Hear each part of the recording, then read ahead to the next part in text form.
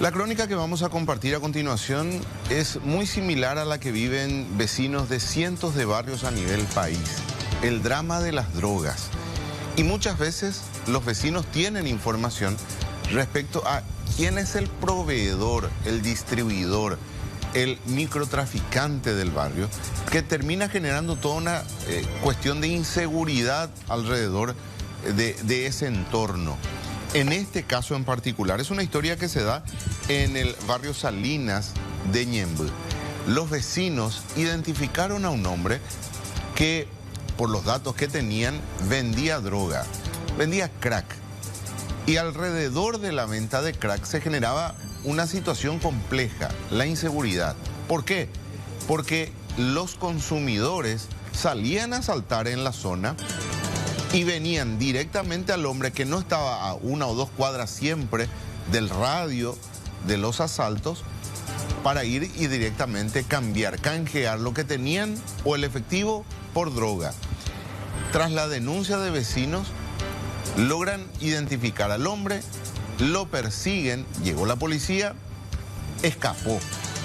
Pero la persecución no logró su objetivo porque los policías y los vecinos finalmente lograron detener a Daniel Salomón Villar Barrios, un hombre de 29 años, quien luego de esta persecución finalmente fue detenido y encontraron esto en su poder: dosis de crack y dinero en efectivo de baja denominación.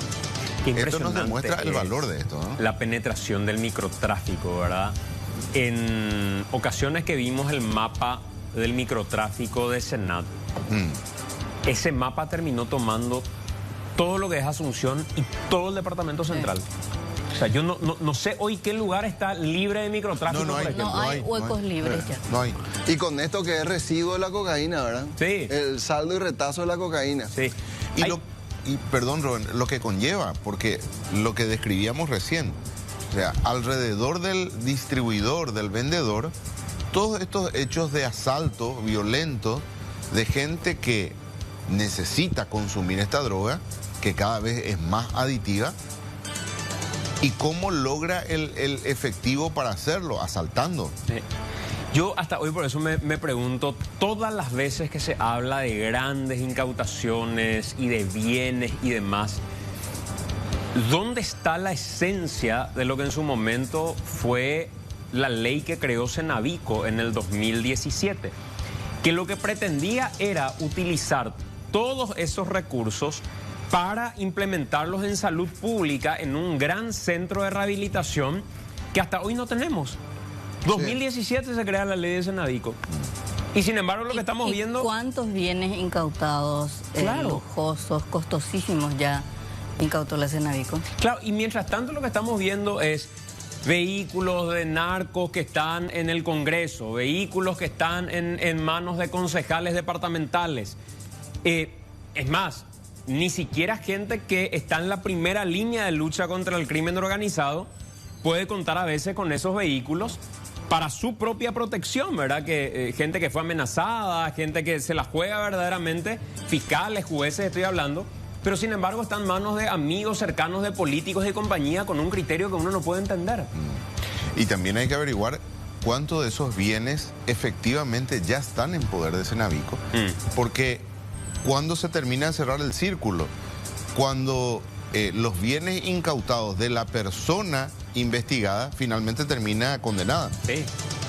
Y si no hay condena, o en el caso de que sean absueltos, o el proceso no culmine, esos bienes están en guarda de Senavico. Pero en caso de Cucho, por ejemplo, Cucho está libre ahora. Sí. Y si su proceso cierra y no lo llegan a condenar, a él le tienen que devolver todo. Claro, líquido, lo que eventualmente ya vendieron, remataron y demás, ¿verdad? Claro. ¿Y cuántos de esos bienes que originalmente son incautados terminan dentro de un proceso de comiso porque tenían una medida cautelar originalmente? Porque a veces vemos todo lo que encontraban en un lugar incautado. Sí. Pero eso no es lo que finalmente termina en manos de Senavico en su totalidad. Porque muchos de esos bienes no tienen ninguna medida cautelar siquiera en el proceso. Claro. Y cuando se trata, por ejemplo, bienes, tenemos mansiones, estancias, camionetas lujosas, pero por ejemplo cuando se trata de ganado, ¿quién controla realmente? Con el caso Ultranza hubo mucho ganado incautado. Y a mí me pasaban la versión de que no, me decía fulano de tal lugar se quedó con todo ese ganado. O sea, en realidad, ¿quién controla? Vamos a suponer que digan, bueno, se incautaron 1000 cabezas de ganado. Después, ¿quién controla que haya 1000? ¿Cómo sabemos? Y es un tema para preguntar realmente a la gente.